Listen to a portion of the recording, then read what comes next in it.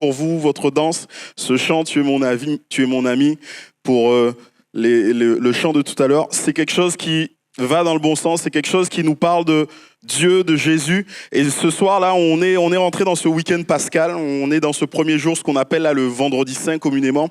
Et je vais prendre un temps avec vous pour parler de ce qui s'est passé le dimanche saint. On va faire une lecture dans la Bible, dans Luc 23, 53 au chapitre 24 et 12. Si vous n'avez pas vos Bibles, tout va être écrit là. Si vous n'avez pas la Bible, tout simplement. Les femmes qui étaient venues de la Galilée avec Jésus accompagnèrent Joseph, virent le sépulcre et la manière dont le corps de Jésus y fut déposé. Et en s'en étant détournées, elles préparèrent des aromates et des parfums, puis elles se reposèrent le jour du sabbat selon la loi. Le premier jour de la semaine, elles se rendirent au sépulcre de grand matin, portant les aromates qu'elles avaient préparés. Elles trouvèrent que la pierre avait été roulée de devant le sépulcre. Et étant entrées, elles ne trouvèrent pas le corps de Jésus-Christ. Comme elles ne savaient que penser de cela, voici deux hommes leur apparurent en habits resplendissants. Saisies de frayeur, elles baissèrent le visage contre terre, mais ils leur dirent « Pourquoi cherchez-vous parmi les morts celui qui est vivant ? Il n'est point ici, mais il est ressuscité. Souvenez-vous de quelle manière il vous a parlé lorsqu'il était encore en Galilée et qu'il disait « Il faut que le Fils de l'homme soit livré entre les mains des pécheurs, qu'il soit crucifié et qu'il ressuscite le troisième jour. » Et elles se souvinrent des paroles de Jésus. À leur retour du sépulcre, elles annoncèrent toutes ces choses aux 11 et à tous les autres. Celles qui dirent ces choses aux apôtres étaient Marie de Magdala, Jeanne, Marie mère de Jacques et les autres qui étaient avec elle. Ils tinrent ces discours pour des rêveries et ne crurent pas à ces femmes. Mais Pierre se leva et courut au sépulcre, s'étant baissé, il ne vit que les linges qui étaient à terre, puis il s'en alla chez lui dans l'étonnement de ceux qui étaient arrivés. Et c'est la parole de Dieu, on aime dire Amen, parce que la parole de Dieu est vérité. N'ayez pas peur, c'est normal. Vendredi saint, Jésus-Christ est crucifié sur la croix. Et alors qu'on est vers les coups de 15 heures, là, et la Bible nous dit qu'il va rendre un souffle, il va rendre son dernier souffle, il va mourir en criant « Tout est accompli ». Rapidement, on va le faire descendre de la croix et on va l'emmener dans un tombeau, on va l'emmener dans ce sépulcre, comme on l'a lu. Dans la loi juive, il ne faut pas travailler, il ne faut pas faire d'activité physique le jour du sabbat. Donc en fait, pendant tout le temps du sabbat, donc c'est-à-dire le samedi, ils vont rester, les disciples, la mère de Jésus et tous les autres, ils vont rester enfermés chez eux en pensant à Jésus-Christ, celui qu'ils ont mis en terre. Et là, ces femmes, lorsqu'elles vont voir le soleil se lever le dimanche matin, vont se dire, ça y est, le jour du sabbat est fini, on peut aller, on peut continuer à faire ce qu'on aurait dû faire pour lui, on peut continuer à aller s'occuper de son corps, on va prendre ces aromates qu'on avait préparés et on va terminer l'embaumement de son corps. Et là, elles vont se diriger vers le sépulcre. Et va se passer quelque chose. Il va se produire un truc auquel elles n'avaient pas pensé. C'est qu'elles ne vont pas trouver le corps de Jésus. Je ne sais pas pour vous, mais moi, souvent, avant de sortir de chez moi, je cherche mes clés de voiture. Je ne sais jamais où je les ai mises. Donc, on a deux trucs à la maison. Alors, on a un petit, lorsqu'on rentre, tout de suite, là, il y a un petit, je ne sais pas comment ça s'appelle, un truc où on accroche les clés. Donc, ouais, ça, là, c'est bien ça, c'est un truc moderne. Porte-clés, merci. Il y a un porte-clés à la maison, donc je regarde là, elles ne sont pas là. Je me dis, alors, je les ai peut-être posées sur le meuble, là, dans l'entrée, pas très loin, donc j'y vais et ils ne sont pas non plus. Alors je cherche partout où, intelligemment, on va dire, on peut poser des clés. Donc je vais chercher, je sais pas, sur la table du salon, sur la table de la cuisine et ainsi de suite. Je vais chercher dans mes poches, dans mon sac, me disant peut-être que je les ai laissées là et je les trouve pas. Alors je fais appel à ma botte secrète. Chérie, est-ce que tu sais où j'ai mis mes clés ? Mais ma femme est comme moi, elle va chercher dans des endroits normaux et logiques. Quand on perd quelque chose, quand on égare quelque chose, en général, on va chercher là où on pense que c'est. Mais il y a des endroits qui sont des fois tellement improbables. Moi, il m'est arrivé d'avoir retrouvé mes clés dans le frigo. Bon, pour ceux qui me connaissent, hein, ça ne vous étonne pas, c'est normal. J'avais fait en rentrant, j'ai ouvert le frigo, j'ai posé les clés, j'ai mangé. Bon, ben voilà, c'est des choses qui arrivent. Il y a des endroits qui sont tellement, on n'aurait jamais pensé. Et là, ces femmes, on l'a vu. Jésus est mort, elles ont assisté à son agonie. Elles étaient là aux premières loges. Elles étaient tellement aux premières loges que Jésus était capable de parler. Lorsqu'il est sur la croix, il regarde sa mère et il voit son disciple Jean. Il dit, « Mais femme, voici ton fils, fils, voici ta mère. » Elles sont tellement aux premières loges qu'elles entendent tout ce que Jésus dit. Elles sont là dans les premiers rangs. Lorsque Jésus pousse ce cri, tout est accompli et qui rend l'âme. Ils ont assisté à toute l'agonie, à toute la passion de Christ. Et quelque part, la mort de Jésus vient comme les soulager, les libérer. Parce que voir quelqu'un qu'on aime souffrir, voir quelqu'un qu'on aime peiner, c'est pas facile. Et là, elles étaient au premier rang pour voir tout ça. Et elles étaient aussi au premier rang quand on l'a mis en terre. Elles ont accompagné Joseph d'Arimathée qui a ouvert ce tombeau et qui a émis Jésus. Elles ont vu où on l'a mis. Et donc, elles, tout le samedi, elles ont pensé à une seule chose, c'est pouvoir retourner. Et alors qu'elles y vont avec des aromates pour finir l'embonnement. Pour elles, Jésus est mort. Pour elles, l'histoire s'arrête là. Il n'y a rien d'autre à faire, il n'y a rien d'autre à penser. Jésus est mort. On va juste aller pour embaumer son corps. Et alors qu'elles arrivent, elles trouvent qu'il n'y a pas de corps. Quand on lit les autres évangiles nous renseignent sur leur état d'esprit à ce moment-là. Elles pensent qu'on a volé le corps. Alors qu'elles vont croiser Jésus, mais elles ne se rendent pas compte que c'est Jésus. Ils vont dire, mais dis-nous où tu as mis le corps de notre Seigneur. Parce qu'elles pensent qu'on a volé le corps. C'était une pratique courante. Nous, ça nous étonne. Vous entendez jamais à la Toussaint les gens qui vont mettre des bougies sur les tombes, crier « Oh, on a déplacé la tombe de mon père ou de mon grand-père ». Ça n'existe pas chez nous. Mais chez eux, c'était quelque chose de courant. On pouvait comme déposséder les caveaux de certains corps et des richesses qu'il y avait à l'intérieur. Et donc, ils pensent qu'il y a eu ce vol. Et là, va y avoir cette parole, au verset 5, on l'a lu, de l'ange, qui va lui dire « Mais pourquoi cherchez-vous parmi les morts celui qui est vivant ? Pourquoi chercher parmi les morts celui qui est vivant ?» À vue humaine, c'était tout à fait normal de chercher Jésus dans un tombeau. À vue humaine, c'était tout à fait normal de penser que Jésus était mort et qu'il avait besoin d'embaumement. Mais les anges leur disent, pourquoi cherchez-vous Jésus parmi les morts? En fait, ces femmes démontrent tout simplement qu'elles n'avaient pas compris qui était Jésus. Elles aimaient Jésus, elles ont passé du temps avec lui, mais il y avait des choses qui leur échappaient sur la personne même de Jésus. Et encore aujourd'hui, il y a beaucoup de choses qui nous échappent sur la personne de Jésus. On peut considérer, et souvent beaucoup de personnes pensent cela de Jésus, que c'est un personnage historique. Beaucoup l'associent à ce que l'esprit humain peut comprendre un homme. Et donc on va le mettre à la même hauteur que tous ces philosophes, tous ces penseurs, tous ces sages qui ont énoncé des choses.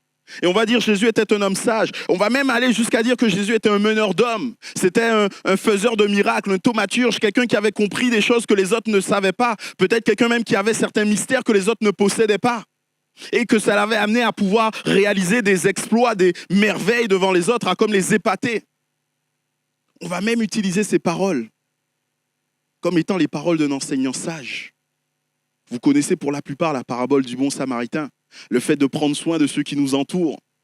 Vous connaissez sûrement cette histoire, et c'est Jésus qui parle en disant, mais au lieu de voir la paille qui est dans l'œil de ton voisin, regarde la poutre qui est dans le tien. Il y a tellement de choses comme ça de Jésus qu'on utilise même dans le langage de tous les jours, on ne s'en rend même pas compte. Parce qu'on croit que Jésus est sage. Parce qu'on croit que Jésus n'est qu'un homme. Mais la Bible est claire sur ce point. La Bible nous dit que Jésus n'est pas qu'un homme. La Bible nous dit que Jésus était pleinement homme, c'est vrai, mais il était aussi pleinement Dieu. Il était celui qui était aussi bien Dieu qu'il était homme. Et quand Jésus parle, dans la manière dont il décrit ce qu'il est venu faire sur la terre, cela est aussi clair. Il dira dans Luc 4, « Je suis venu pour délivrer ceux qui sont opprimés, pour libérer les captifs, pour rendre libres les opprimés, pour guérir les malades. » Il dira, je suis venu faire la volonté de mon Père. Et la volonté de mon Père, c'est qu'aucun ne se perde. Jésus est clair le concernant. Et quand on pense à Jésus, et quand on pense à tout ce qu'il a dit, je pense qu'on ne peut pas le qualifier de sage, humainement parlant. Soit Jésus est complètement fou allié, soit Jésus est réellement le Fils de Dieu, comme il l'a dit. C.S. Lewis, vous savez, celui qui a écrit Le Monde de Narnia, a écrit ceci. « Je cherche à empêcher à quiconque de prononcer cette affirmation véritablement insensée qu'on avance souvent au sujet de Jésus. Je suis prêt à croire, c'est cette affirmation, je suis prêt à voir en Jésus un éminent maître de morale, mais je rejette sa prétention à être Dieu. C'est la chose à ne pas dire. Un homme qui n'étant qu'un homme tiendrait les propos de Jésus, ne serait pas un grand professeur de morale, ce serait un fou, à l'image de quelqu'un qui affirmerait être un œuf poché, soit un démon de l'enfer. Il nous faut choisir. Ou bien cet homme était et reste le Fils de Dieu, ou bien il ne fut rien d'autre qu'un aliéné, ou pire encore. Soit vous enfermez ce fou, vous crachez au visage de ce démon et vous le tuez, soit au contraire, vous vous jetez à ses pieds et vous l'appelez Seigneur et Dieu. Mais n'accordons aucun crédit à cette absurdité condescendante, à savoir qu'il serait un grand maître. Il ne nous a pas laissé cette possibilité, il n'en avait pas cette intention. Et c'est vrai que lorsqu'on lit les paroles de Jésus dans la Bible, c'est clair. Jésus dit, je suis le Fils de Dieu. Alors on est prêt à prendre tout ce qui est de la morale, entre guillemets, de Jésus et on laisserait cela de côté. Non. C'est le même personnage qui a dit ces choses. Soit tout est à prendre, soit tout est à laisser. On peut chercher Jésus là où il n'est pas. Chercher Jésus parmi les hommes morts. Les hommes morts célèbres, les sages, les intelligents. On peut aussi chercher Jésus là où il n'est pas, dans la religion, dans la culture, dans les habitudes. Et là, dans ce passage qu'on a lu, il y a cette image des femmes qui viennent pour embaumer le corps de Jésus. Chaque culture a ses rituels pour le deuil. Moi, je suis d'origine antillaise. La culture, les rituels pour le deuil, c'est que lorsqu'il y a quelqu'un qui est mort, la famille ouvre la maison en grand et pendant 3 jours, entre le moment où cette personne est morte en général et le moment où on l'enterre, donc ça dure 3 jours, on prend le temps d'accueillir toutes les personnes qui veulent venir, qui l'ont connu, qui veulent regarder le corps, donc parce que le corps est entreposé là comme ça dans la maison. Et c'est l'occasion pour tout le quartier, pour tout le village, pour tous ceux qui sont à côté, de venir, de manger, de parler, ainsi de suite. Ça se passe comme ça dans ma culture. Dans d'autres cultures, c'est un peu plus bruyant. J'ai pu assister à certains, quand je suis arrivé ici, à une veillée d'un pote, enfin pas d'un pote, en tout cas il est vivant, mais de quelqu'un qui connaissait, qui est ivoirien, et c'est un peu plus bruyant. Mais bon. Dans d'autres cas, c'est beaucoup plus calme. Il n'y a d'ailleurs pas de veillée dans certains cas. Mais ici, ils ont leur rituel, ils ont leur manière de faire, ils ont leur manière d'accomplir les choses. Et quelque part, là, ils sont en train de faire à vue humaine, avec ce qu'ils savent faire. Ils sont en train, avec leurs moyens, de chercher à rencontrer Jésus encore une fois. Et c'est ce que nous, les hommes en général, on aime faire. Au travers de la religion et des moyens qu'on se donne pour essayer d'atteindre Dieu. Au moyen de la religion et de tout ce qu'il y a autour pour atteindre ce qu'on considère comme sacré. Partout sur la face du monde, les hommes ont conscience de quelque chose de transcendant à eux, de quelque chose qui les dépasse, de quelque chose qui est au-dessus d'eux, de quelque chose qu'ils ne peuvent cerner mais qui est bien présent. Et l'homme s'est donné des règles, des interdits, des obligations pour pouvoir entrer en contact avec le divin, pour pouvoir entrer en communion avec Dieu. Mais permettez-moi de vous dire que rien de tout cela ne nous permet d'entrer en contact avec Dieu. Rien de ce que nous, humains finis, nous sommes capables de faire ne nous permet d'aller vers Dieu qui est infini. Il y a ce passage dans les Écritures, dans Ésaïe, qui dit « Le ciel est bien plus haut que la terre. De même, mes voies sont au-dessus de vos voies et mes pensées sont bien au-dessus de vos pensées. » C'est Dieu qui est en train de parler ici. Il est en train de dire quoi? Il est en train de dire qu'entre Dieu et les hommes, il y a un gouffre infranchissable. Et l'homme ne peut pas combler ce gouffre. Dieu est celui qui tient l'univers entier entre ses mains. Et l'homme est celui qui a comme limite la lune. On n'a pas été capable d'aller plus loin que la lune. Alors vous imaginez pour aller rencontrer celui qui tient l'univers entre ses mains? C'est pas possible. De nous-mêmes, nous n'avons pas cette possibilité d'aller vers Dieu. Nous n'avons pas cette possibilité d'être en contact avec Dieu. Mais Jésus est Dieu qui entre en contact avec les hommes. Jésus est Dieu qui se fait homme et qui vient sur cette terre, qui marche sur cette terre avec les hommes, qui marche sur cette terre en tant qu'homme, pour être en contact avec les hommes, pour pouvoir nous donner la possibilité d'être rapprochés de Dieu. Dieu le fait par amour, car Dieu a tant aimé le monde qu'il a donné son Fils Jésus-Christ, afin que quiconque croit en lui ne périsse point, mais ait la vie éternelle. C'est Dieu qui nous aime et qui se met en contact avec nous au travers de la personne de Jésus-Christ. Et Jésus-Christ ne vient pas simplement nous mettre en contact avec Dieu quelque part, mais il vient aussi tracer un chemin. Que dis-je? Il vient tracer le chemin. Il dira, je suis le chemin, la vérité et la vie. Nul ne peut venir au Père que par moi. Il est le seul chemin qui conduit au Père. Il est le seul chemin qui conduit à Dieu. C'est vrai que ça peut paraître exclusif, mais quand on y réfléchit bien, il est le seul à avoir fait le chemin du ciel vers la terre. Donc il est aussi le seul à connaître le chemin de la terre vers le ciel. Aucun de nous ne peut connaître ce chemin. Aucun homme, aucune religion, aucun courant de pensée ne peut nous amener à toucher le ciel parce que nous n'en connaissons pas le chemin. On aime à croire au travers de la religion qu'on serait capable de s'élever au travers de choses que l'homme ferait, au travers de tous les interdits qu'il s'impose. Mais c'est impossible. La philosophie humaine, la pensée humaine nous pousse à croire que l'homme est un Dieu qui serait capable de tous les excès, de tout. Mais on se rend compte que c'est improbable. Nous avons besoin de Dieu. Et Dieu, lui, nous a envoyé Jésus-Christ pour être ce chemin qui nous conduit jusqu'à lui. Jésus n'est pas un homme. Jésus n'est pas une religion. Il ne se trouve pas dans ces choses. Mais Jésus ne se trouve pas non plus dans un lieu. Ces femmes, encore une fois, se lèvent et vont dans une direction. Là où elles ont entendu, là où elles ont vu, là où elles croient que Jésus se trouve. Et elles se disent que dans cet endroit, à ce lieu-là, je rencontrerai Jésus, je serai en contact avec lui. Elles y vont avec tout leur cœur. Je pense que ces femmes avaient le cœur gros, elles aimaient Jésus. Et quand elles y vont, elles veulent honorer sa mémoire et traiter son cadavre avec le plus grand respect, avec la plus grande déférence, parce que c'est quelqu'un qui leur était cher. On peut chercher Jésus au mauvais endroit et de la mauvaise manière. Et on peut y mettre tout notre cœur. Mais cela ne suffit pas pour nous mettre en contact avec lui. Il n'y a pas de lieu particulier. C'est vrai que la ville de Jérusalem, le pays d'Israël, était cher à Jésus. Il y a un moment dans l'évangile où on voit que Jésus, alors qu'il s'approche de la ville de Jérusalem, vous savez, est entourée de collines. Et donc, on y arrive, on voit la ville en contrebas. Alors qu'il arrive à ce moment-là, voyant cette ville, il est pris de remords. Pas de remords, mais en tout cas de tristesse. Et il se met à pleurer sur cette ville. Il aimait Jérusalem. Il aimait Israël.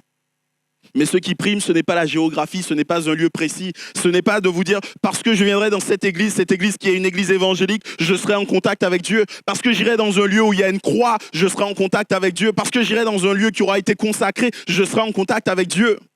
Le lieu géographique n'a pas d'importance. Jésus lui-même dira, malheur à toi, Chorazim, malheur à toi, Bethsaïda, ce sont deux villes qui étaient en Israël, donc on pourrait considérer ces villes comme étant saintes. Mais il dit malheur à vous, car si les miracles accomplis au milieu de vous l'avaient été dans Tyr et Sidon, c'est-à-dire des villes extérieures, il y a bien longtemps que leurs habitants se seraient repentis et auraient pris le sac et la cendre. C'est une manière d'exprimer du remords.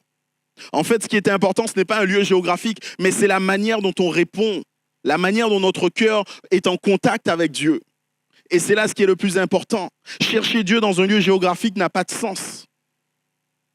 Chercher Dieu dans un lieu géographique n'a pas de sens. Et Jésus d'ailleurs l'a dit à une femme samaritaine avec qui il discutait. Il dira, mais le moment vient et l'heure est déjà venue. Où il n'est pas question d'adorer sur une montagne, où il n'est pas question d'adorer dans un lieu, dans un temple, ou que sais-je encore. Mais les vrais adorateurs que Dieu veut, c'est-à-dire les vraies personnes qui sont en contact avec Dieu, sont celles qui le sont dans leur cœur. En esprit et en vérité, nous dit la Bible.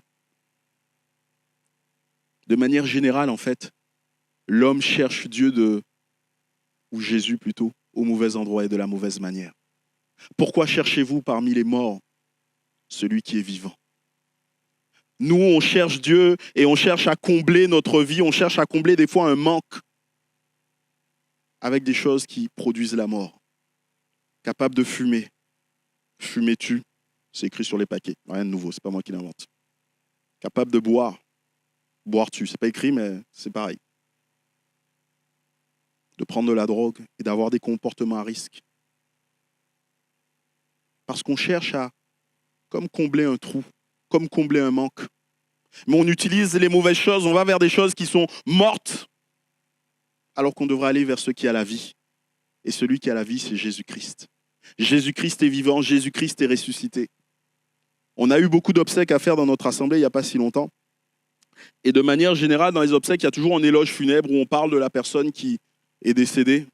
Et ça commence toujours par « il est né un jour, il a vécu et il est mort ». Bon, là, je vous fais la version courte. En général, ça dure un peu plus vite. Ça dure un peu plus long, pardon. Et là, on fait rapidement. Il est né, il a vécu, il est mort. On peut voir. Toutes les vies humaines, on peut les résumer à cela. Mais quand on en vient à résumer la vie de Jésus, on ne peut pas s'arrêter à il est mort.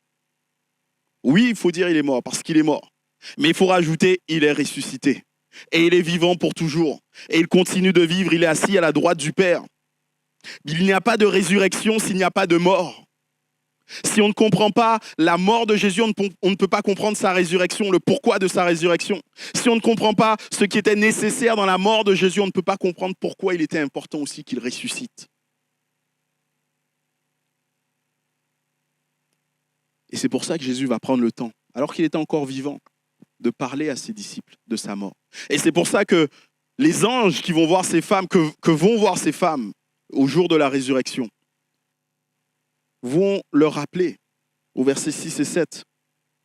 Il n'est point ici, mais il est ressuscité. Souvenez-vous de quelle manière il vous a parlé lorsqu'il était encore en Galilée et qui disait, il faut que le Fils de l'homme soit livré entre les mains des pécheurs et qu'il soit crucifié et qu'il ressuscite le 3e jour. Il fallait. Et Jésus, alors qu'il était sur la terre, prenait le temps, alors il commençait à leur enseigner qu'il fallait que le Fils de l'homme souffre beaucoup, qu'il soit rejeté par les anciens, par les chefs, par les prêtres, par les spécialistes de la loi et qu'il soit mis à mort. Et qu'il ressuscite 3 jours après. Comprenez bien que l'œuvre de Jésus est unique sur cette terre. Il a accompli une œuvre que personne d'autre ne pouvait accomplir, que personne d'autre n'a accompli et que personne d'autre n'accomplira jamais. Il s'agit ici du plan de salut de Dieu pour nos vies. L'homme, l'humanité était plongée dans le péché.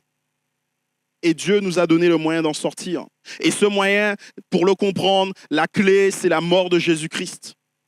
La mort de Jésus-Christ paie le prix de notre salut. À cause du péché, on méritait la mort. C'est ce que Dieu a dit à Adam et Ève, nos tout premiers parents. On trouve cette histoire dans le livre de la Genèse, les premières pages de la Bible. Dieu a créé l'homme, Adam et Ève, et les a mis dans un jardin. Et ils avaient tout la possibilité de bénéficier de toutes choses. Il leur a dit, attention cependant, vous devez obéir à ce que je vous dis. Vous pourrez manger de tous les arbres du jardin, mais cet arbre-là, vous n'y toucherez pas. Adam et Ève ont choisi de désobéir à Dieu et de faire ce qui leur semblait bon. C'est cela le péché, c'est choisir de faire ce qui nous semble bon. Mais le péché a des conséquences, parce que Dieu a dit, le jour où vous en mangez, vous mourrez. Et c'est là la condamnation qui repose sur l'homme. L'homme est condamné à mourir. L'homme doit mourir. Et quand on parle de mort dans la Bible, il y a 2 types de mort. La mort physique que nous connaîtrons tous, c'est-à-dire un jour notre cœur va arrêter de battre et notre corps retournera à la poussière. Mais il y a aussi la mort spirituelle, une séparation avec Dieu, une séparation permanente avec Dieu. Comprenez bien que tout le temps que vous passez sur cette terre, tout le temps que nous avons, où nous respirons, où nous pouvons agir, c'est un temps où nous préparons notre éternité. On pense facilement que la vie est ce qu'il y a de plus important. Mais la vie dure tout au plus 120 ans. Je crois que Jeanne Calment a dû mourir à 120 et quelques années. Elle était encore fraîche quand elle est morte. Enfin bon, fraîche. Elle avait toute sa tête, quoi. Elle avait toute sa tête, mais bon, elle n'était pas très gaillarde. Donc tout au plus 120 ans. Mais l'éternité, ça ne dure pas 120 ans. Ça dure beaucoup plus que 120 ans. Ça dure l'éternité. Et tout ce temps qu'on passe sur Terre prépare notre éternité. En fait, pour bien comprendre, c'est comme si on était dans une salle d'aéroport, là. Et vous avez la possibilité de choisir où vous allez. Il y a 2 vols, hein. Ça va être simple. Il n'y a pas 36 vols, il y a 2 vols. Soit un vol vers le paradis, soit un vol vers l'enfer. La mort, c'est le vol. Et le temps que vous allez passer après, ce sera soit au paradis, soit en enfer. Vous êtes là dans une salle d'aéroport. Votre vie ici-bas prépare ce temps qui viendra après. Mais comprenez bien qu'à cause de notre nature pécheresse, à cause du fait que nos premiers parents ont péché et que ce péché est arrivé jusqu'à nous, et ne me dites pas que vous n'avez jamais péché. C'est vrai, vous n'avez pas tué quelqu'un, vous n'êtes pas un violeur, vous n'êtes pas un... Ok, d'accord. Mais le péché, c'est tout simplement désobéir à Dieu. Ça commence tout simplement par ça. Adam et Ève n'ont tué personne, ils ont juste désobéi à Dieu. Et nous tous, nous désobéissons à Dieu. Nous tous, nous mentons, nous tous, nous péchons, et ainsi de suite. À cause de notre péché, à cause de notre nature pécheresse, à cause de votre nature pécheresse, la destination qui vous attend, c'est l'enfer. Si Dieu n'intervient pas, la destination qui nous attend, c'est l'enfer. Mais Jésus va payer le prix. Il va mourir à notre place. Déjà dans le jardin d'Éden, quand Adam et Ève avaient péché, qu'est-ce qui s'est passé? Dieu a fait mourir un innocent. Il a fait mourir un animal pour leur donner des habits, pour qu'ils puissent de nouveau se présenter devant lui. Et c'est là ce que Jésus va faire. Jésus va venir pour mourir à notre place. En effet, celui qui n'a pas connu le péché, c'est-à-dire celui qui était innocent, celui qui était sans péché, il l'a fait devenir péché pour nous afin que nous devenions justice de Dieu. Il y a eu comme changement, substitution. Nous, on était coupables. Moi, je suis coupable, mais ce n'est pas moi qui paye. C'est Dieu qui paye à ma place. C'est Jésus qui paye à ma place. C'est sympa, ça. C'est comme si... Alors, qui est-ce qui a le permis ici? Faites voir. Bon, quasiment tout le monde. Alors, on va faire autre chose. Presque. T'as passé le code au moins pour dire presque. On va prendre un autre exemple. On prend tous les transports en commun quasiment. C'est comme si vous montez un jour dans le bus ou dans le tram et que vous n'avez pas payé votre ticket. Une fois que vous allez vous faire toper par le contrôleur, il va vous dire, ben voilà, pour ce que vous avez fait, c'est tant, c'est telle amende et ainsi de suite. Mais quand vient le moment de payer, vous dites, non, c'est pas à peine de régler. Celui-là, le gars qui est tout devant, là, il a payé pour vous. Voilà ce que Jésus a fait pour nous. On est coupable, on est pécheur, on mérite la mort. Mais c'est lui qui meurt à notre place. Mais Jésus est aussi celui qui va effacer notre péché. Il ne va pas simplement mourir à notre place, mais il va complètement effacer nos dettes. En fait, notre péché, c'est comme si on avait une ardoise là, de contentieux avec Dieu. À chaque fois que vous faites quelque chose qui n'est pas bon, ça rajoute une petite ligne sur votre ardoise. Et Dieu le note, et Dieu le note, et Dieu le note. Et ensuite, il fait l'addition de tout ça. Alors, un mensonge à maman, ça vaut la mort. J'ai volé 2 € dans le portefeuille de maman, ça vaut la mort. Bon, ouais, ça vaut toujours la mort. Hein. Donc la mort plus la mort plus la mort, ça fera la mort à la fin, rassurez-vous. Mais il le note quand même tout. Et Jésus, lui, en mourant sur la croix, comme il prend notre place, comme il prend votre place, cette ardoise, elle est effacée. Votre facture là que vous deviez à Dieu, elle est déchirée. Elle n'existe plus. Il vous a rendu libre. Nos péchés sont pardonnés. Et nous sommes libres de venir devant Dieu. Il efface nos péchés, mais la croix et sa mort signent aussi la défaite du diable. Parce que je vous parle depuis tout à l'heure de Dieu et de Jésus, mais je ne suis pas dans un monde de bisounours. Si Dieu existe, il y a aussi le diable qui existe. Et le diable est celui qui veut amener avec lui le plus grand nombre de personnes. Et d'ailleurs, le diable est celui qui règne sur nos vies si on n'appartient pas à Dieu. Comprenez bien qu'on ne peut pas vivre sans Dieu ni maître. Certains aimeraient croire qu'ils sont libres. Moi, je n'ai ni Dieu ni maître et je fais ce que je veux. Mais comprenez, on a été créé pour vivre en dépendance de Dieu. Si on choisit de ne pas être sous la domination de Dieu, on sera de facto sous la domination du diable. Et Jésus, en venant sur ce monde, en mourant sur la croix, il fait quoi? Il brise le joug que le diable faisait reposer sur nos épaules. Il est le premier homme, le seul homme à avoir été capable de vivre sans péché. Il nous donne et nous montre la voie et nous indique comment faire. Il annule la puissance du diable sur nous. On est, nous, en fait, maintenant capables aussi de vivre sans péché. Parce que Jésus est mort à la croix pour nous. Il a désarmé le diable, nous dit la Bible. Jésus est mort sur une croix. Mais vous allez peut-être me dire, mais Jésus, ce n'est pas le seul gars à être mort sur une croix. Et vous avez entièrement raison. D'ailleurs, le jour même où Jésus meurt, il y a 2 gars avec lui. Un à sa gauche, un à sa droite. Et il aurait pu en avoir un troisième, Barnabas, si on ne l'avait pas affranchi, si on ne l'avait pas libéré. Et si je me souviens bien, une centaine d'années avant la mort de Jésus, il y en a eu 6000 qui sont crucifiés, qui sont morts sur une croix aussi. C'est les amis de Spartacus. Pendant la guerre punique, la deuxième guerre punique. À la fin de cette guerre, pour se venger ou pour rétablir l'ordre, les Romains ont crucifié 6000 hommes. Jésus n'est pas le seul à être mort sur une croix. Jésus n'est pas le seul à avoir souffert. Beaucoup d'hommes ont dû souffrir autant que lui, en tout cas physiquement parlant. Mais aucun de ces hommes, pas même Spartacus, avec tout le bien qu'il a pu faire à ceux qui étaient autour de lui. Il a pu affranchir des milliers d'esclaves. Mais qu'est-ce qui reste de lui maintenant, Spartacus? Juste quelques souvenirs. Mais Jésus, lui, est ressuscité. Jésus, lui, est ressuscité.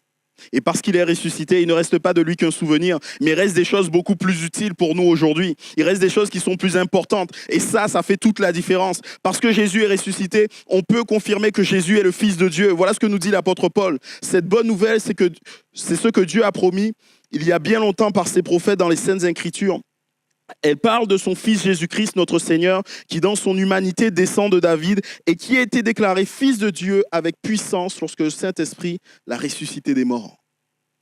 Paul est en train de nous dire ici que la résurrection démontre, prouve, atteste que Jésus est le Fils de Dieu. En fait, il est facile de dire ce qu'on veut. Je pourrais moi aussi m'amener et dire « je suis le Fils de Dieu ». Tout le monde pourrait le faire, ça. Mais comment faire la différence entre ceux qui sont fous, ceux qui cherchent à faire le buzz, et celui qui est vraiment le Fils de Dieu? Voilà la preuve que Dieu donne. Il ressuscite d'entre les morts. Parce que Jésus est ressuscité d'entre les morts, on sait qu'il est le Fils de Dieu. Et s'il est le Fils de Dieu, ce qu'il a dit, les paroles qu'il a prononcées ont de l'importance pour nous. On doit le prendre en considération. Mais cela veut aussi dire que ce qu'il a dit nous concernant, il a dit notamment dans Jean 10, 10, « Je suis le bon berger, et le bon berger donne sa vie pour les brebis. » Il a aussi dit que je veux que mes brebis aient la vie et qu'elle ait en abondance. Il est en train de parler ici de la vie éternelle. Alors qu'il sera un moment devant un tombeau, il dira « Je suis la résurrection et la vie. Celui qui croit en moi vivra quand bien même il serait mort. Et s'il meurt, il vivra quand même. » Le fait que Jésus soit ressuscité nous permet de croire que ces paroles sont la vérité. Paul toujours nous dira, mais en réalité, Christ est ressuscité, précédant ainsi ceux qui sont morts. En effet, puisque la mort est venue au travers d'un homme, c'est aussi au travers d'un homme qu'est venue la résurrection des morts. Et comme tous meurent en Adam, de même aussi tous revivront en Christ. Nous sommes assurés d'avoir la vie éternelle, parce que Jésus-Christ est ressuscité. Il fallait que Jésus-Christ ressuscite pour nous donner cette assurance, pour nous dire que cela est véridique. Sinon, quelle preuve avons-nous? Et enfin, Jésus est celui qui jugera le monde. Car il a fixé un jour où il jugera le monde entier, il est question de Dieu, par un homme qu'il a désigné pour cela, ce dont il a donné à tous une preuve certaine en le ressuscitant d'entre les morts. Je sais que, alors je vais m'inclure dans le lot, que nous sommes jeunes, moi un peu moins que vous, mais que nous sommes jeunes, et qu'on ne pense pas forcément à la mort. Mais il y a un temps où chaque vie s'arrête. Et ta vie peut s'arrêter ce soir, je ne te le souhaite pas. Mais ta vie peut s'arrêter ce soir. Et si ta vie s'arrête ce soir, tu passeras devant Dieu qui te demandera des comptes pour ce que tu as pour ce que tu as vécu. Jésus est celui qui va juger le monde. Et Jésus est celui qui va te juger. J'inviterai les musiciens à revenir, on va terminer là. J'aimerais juste finir en attirant votre attention sur cette petite chose. À savoir que la Bible nous dit que lorsque les femmes sont arrivées, la pierre avait été roulée de devant le tombeau. Comprenez bien que si la pierre avait été roulée, ce n'était pas pour Jésus. Jésus n'attendait pas de l'autre côté, il n'a pas frappé pour dire « s'il vous plaît, laissez-moi sortir, j'ai besoin de sortir ». Lorsqu'on lit la Bible, on se rend compte que Jésus était capable d'apparaître dans des lieux fermés, complètement fermés. À un certain moment, les disciples qui avaient peur parce que ils se disent, mais si on a crucifié Jésus, on va peut-être nous aussi nous crucifier, on va peut-être nous aussi nous faire mourir. Alors ils s'étaient calfeutrés complètement, ces gens. Et alors qu'ils étaient dans ce lieu complètement calfeutré, la Bible nous dit que Jésus est apparu. Et leur a dit, hey, c'est bon, calmez-vous, n'ayez pas peur. Parce que forcément, ça doit faire flipper. Quand tu sais que toutes les portes sont fermées, qu'il y a quelqu'un qui apparaît. Jésus n'avait pas besoin que la pierre soit roulée pour pouvoir passer à travers, pour pouvoir sortir. Ailleurs, il nous est même dit qu'il va s'élever sur les nuées. Les lois de la physique ne s'appliquaient plus à lui, à Jésus ressuscité. En fait, si la pierre a été roulée, ce n'était pas pour que Jésus puisse sortir, mais c'était pour que tous puissent entrer. Et ce soir encore, j'aimerais vous dire qu'il vous est possible, qu'il t'est possible de rentrer dans ce tombeau et de constater qu'il est vide. De regarder tout simplement et de se dire, mais il n'y a rien. Où est Jésus ? Il est ressuscité. La Bible nous dit tout simplement qu'il est maintenant assis à la droite du Père. Il est vivant pour l'éternité. Jésus qui parle dans le dernier livre de la Bible, dans le livre de l'Apocalypse, il dit « Voilà, je suis celui qui était. J'étais mort, mais je suis revenu à la vie. Je suis vivant pour toujours. Je tiens la clé des morts et du séjour des morts. » Jésus est vivant. Jésus est ressuscité. Il n'y a rien d'autre à dire. Il n'y a que le croire. D'ailleurs, lorsqu'on regarde les évangiles, il y a des choses qui ne sont même pas dites dans les évangiles, qui ne sont pas dites dans la Bible. La Bible commence au commencement Dieu. Et ne cherche pas à prouver l'existence de Dieu. Il y a des choses qu'on ne peut pas expliquer. Ne me demandez pas de vous expliquer comment Jésus est ressuscité. D'ailleurs, vous pouvez lire les évangiles. Aucun des évangiles ne va se hasarder à expliquer comment Jésus est ressuscité. Parce que ça dépasse l'intelligence. Ça dépasse la sagesse. Ça dépasse tout ce qui est humain. Il nous est simplement dit que Jésus est ressuscité. Ne cherchez plus parmi les morts celui qui est vivant. Il n'est plus ici. Il est ressuscité. Et ce soir, alors qu'on va baisser tout simplement nos têtes, j'aimerais juste te laisser à toi l'occasion de peut-être faire un choix vis-à-vis de Jésus. Jésus est vivant, il est ressuscité. Ça veut dire que tu n'as pas besoin d'aller dans un lieu en particulier pour le rencontrer. Ça veut dire que tu n'as pas besoin de faire quelque chose de particulier, physique en tout cas. Ce que tu as besoin de faire tout simplement, c'est d'ouvrir ton cœur, de l'accepter pour ce qu'il est, de l'accepter pour ce qu'il a fait pour toi. Il est ton sauveur. Il est mort sur la croix pour tes péchés. Il est mort sur la croix parce qu'il t'aimait. Et il veut te sauver encore du péché. Parce qu'actuellement, nous sommes tous sous la condamnation du péché, si Jésus ne nous sauve. Veux-tu faire la rencontre de Jésus? Ma question est aussi simple que cela. Veux-tu faire la rencontre de celui qui est ressuscité? Ça prend juste d'avoir foi en lui, c'est-à-dire de croire. De croire que sa mort sur la croix te pardonne de tes péchés. De croire que sa mort sur la croix te rend libre de tes péchés. Te rend libre de la manière dont tu as de vivre. Te libère de tout ce que tu peux connaître. Et peut-être que tu connais certaines choses qui sont difficiles à vivre. Peut-être même que dans ta famille, il y a ce don de déplacer certaines choses, de voir certaines choses. Mais ce don est adossé à une malédiction, parce que la nuit, les choses ne se passent pas bien chez toi. Tu es toujours oppressé, tu as toujours cette peur, cette crainte. Mais Dieu est celui qui te libère de cela. Il a vaincu le diable, il a vaincu les puissances ténébreuses sur la croix. Et si toi, tu t'approches de lui, si toi, tu crois en lui, Dieu est capable de te libérer de tes péchés. Dieu est capable de te libérer de tous ces cauchemars, de cette malédiction. Alors ce que je vais faire tout simplement, ce que je vais prier pour toi. Si toi tu as envie de croire et de t'attacher au Seigneur Jésus, je t'invite juste à répéter cette prière après moi. Sans te sentir regarder ou quoi que ce soit. Seigneur Jésus, tu es celui qui est mort sur la croix, qui a été mis dans un tombeau, mais tu es surtout celui qui est ressuscité. Je crois aujourd'hui que tu es mon sauveur. Je crois aujourd'hui que tu es mon maître et je veux te donner toute ma vie. Viens me libérer. Viens m'arracher des ténèbres. Merci Seigneur Jésus. Amen. Seigneur, je veux encore te prier et te remercier pour chacune des personnes qui est ici dans ce lieu, Seigneur. Merci parce que tu es celui qui est mort, qui est venu sur cette croix, qui a vécu pour nous, Seigneur, qui a donné ta vie pour nous et nous voulons te remercier pour tes grâces nombreuses à notre égard. Merci encore parce que tu es celui qui ne manquera pas encore de bénir et d'accompagner ta parole par des signes et des prodiges, parce que tu es celui qui est vivant encore, Jésus-Christ. Merci pour tout ce que tu fais. Merci pour tout ce que tu es, éternel mon Dieu. Amen. Et on va rester dans un temps de prière. Je ne l'ai pas dit, mais je pourrais le rajouter. La manière dont Jésus a eu de vivre en fait sur cette terre nous démontre qu'il était fils de Dieu. Il était capable de dire aux éléments de se taire. Il était capable de dire à la mer de se calmer, au vent de cesser. Il était capable de marcher sur les eaux. Et on voit que les démons même lui sont soumis. Lorsque les démons le voient, les démons fuient, les démons sont pleins de crainte. Mais Jésus est aussi celui qui étend sa main sur ceux qui souffrent, sur ceux qui sont malades, sur ceux qui ont des besoins. Et il est celui qui les guérit.